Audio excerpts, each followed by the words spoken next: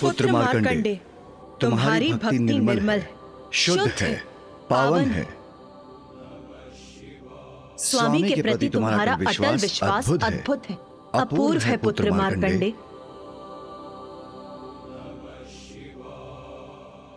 यमराज, तुम्हारे अहंकार के दंड स्वरूप आज मेरे हाथों तुम्हारा अंत होगा काल देवता।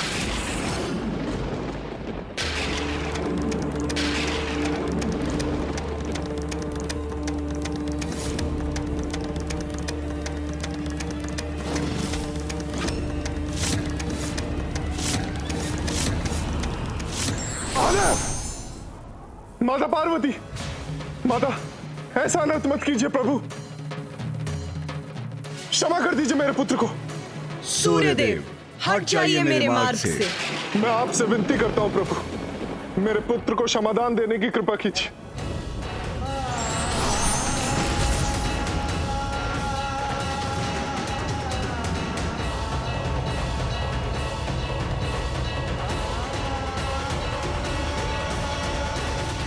क्षमा कीजिए महादेव, क्षमा कीजिए। माता, यम को यमराज के पद पर प्रतिष्ठित आपने किया। आपने ही मृत्यु के नियमों को निर्धारित किया है। माता, तनिक विचार कीजिए, यदि काल का अंत हो गया तो मृत्यु का चक्र भी समाप्त हो जाएगा और संसार में असंतुलन उत्पन्न हो जाएगा। मैं निवेदन करता हूं, जगत जननी है आप, जगत पिता है आप, यम को क्षमा कर दीजिए, अपनी संतान पर दया कीजिए।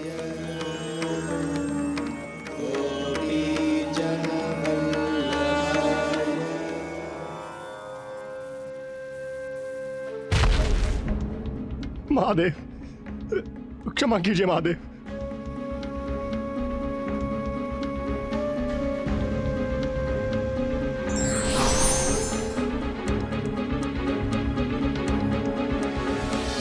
मुझसे बहुत बड़ा अपराध हुआ है महादेव, मुझे क्षमा कीजिए माता, मुझे क्षमा कीजिए।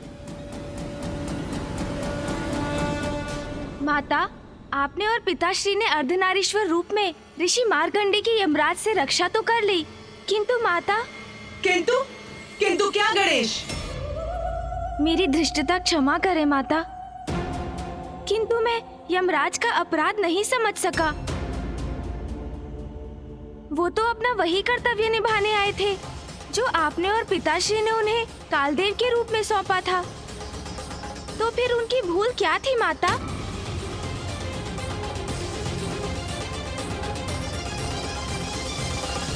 हाँ माता, वो तो आपके ही आदेश का पालन करने के लिए प्रस्तुत हुए थे कि समय आने पर मनुष्य की मृत्यु का होना विधि का विधान है।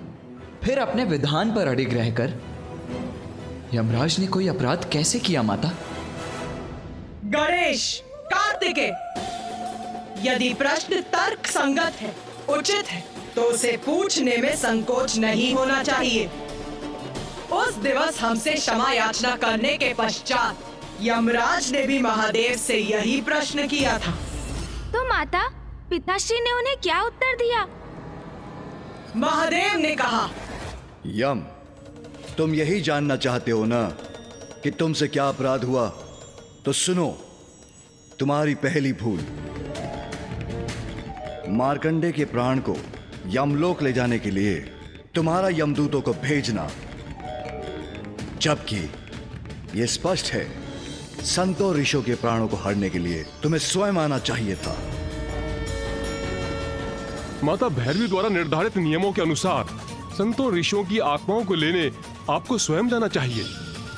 यदि प्रत्येक ऋषि और संत के प्राण हम स्वयं लेने जाएंगे तो यमलोक की व्यवस्था कौन संभालेगा?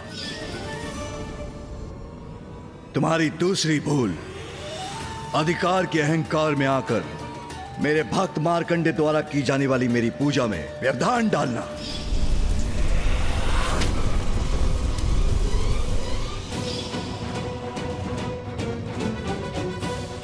जिसमें तुमने तनिक भी संकोच नहीं किया। तुम यदि चाहते तो कुछ क्षण प्रतीक्षा कर सकते थे, किंतु तुमने वो नहीं किया। तुम्हारी तीसरी भूल तुम्हारी भ्रांति की कि तुम सभी को मृत्यु प्रदान कर सकते हो, यहां तक कि ब्रह्मदेव, इंद्रदेव आदि को भी प्रभावित कर सकते हो, किंतु कोई तुम्हारे प्राण नहीं हर सकता। जब मृत्यु समक्ष होती है तब तुम तो क्या, मैं ब्रह्मदेव और इंद्रदेव की भी नहीं सुनता। तुम्हारे इन तीनों अपराधों के दंड हेतु मैं तुम्हारा वध करने के लिए प्रेरित हुआ। और स्वामी को, स्वयं महादेव को अपने पाश से स्पर्श करने का दुस्साहस करना,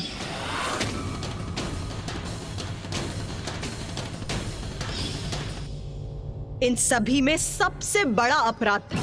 महादेव, माता भैरवी ने मुझे इतना महत्वपूर्ण दायित्व दिया जिसके कारण मुझ में अहंकार जागृत हुआ। मुझे क्षमा कीजिए महादेव, मुझे क्षमा कीजिए माता। यम, मैंने तुम्हें अपने देवी भैरवी रूप में इतना बड़ा कर्तव्य सौंपा और तुम स्वयं को समस्त जीवन का नियंत्रक समझ बैठे। ये बहुत बड़ी भूल है तुम्हारी। तुम्हारा चुनाव एक अत्यंत महत्वपूर्ण दायित्व निभाने के लिए हुआ है, किंतु तुम उस शक्ति का अहंकार कर उसका दुरुपयोग करने लगे। यह सर्वथा अनुचित है। क्षमा कीजिए माता, मुझसे भूल हुई है।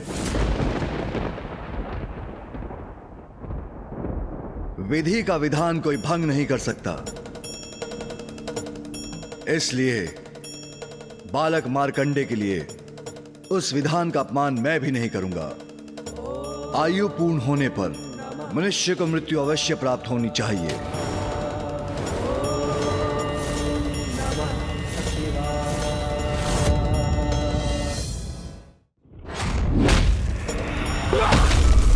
मुझसे बहुत बड़ा अपराध हुआ है महादेव, मुझे क्षमा कीजिए माता। विधि का विधान कोई भंग नहीं कर सकता।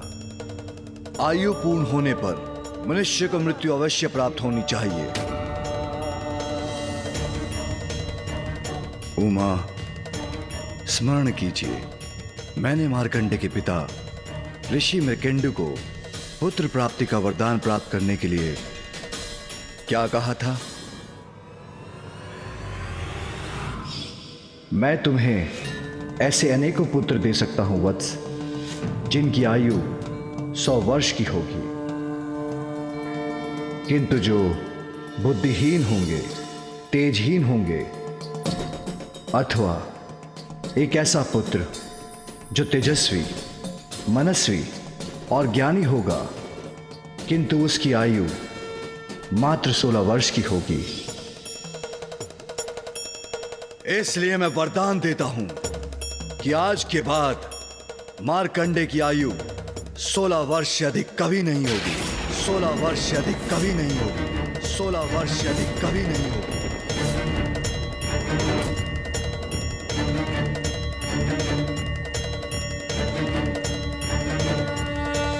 इस अवस्था में यमराज को मार्कंडे को मृत्यु प्रदान करने की कोई आवश्यकता ही नहीं।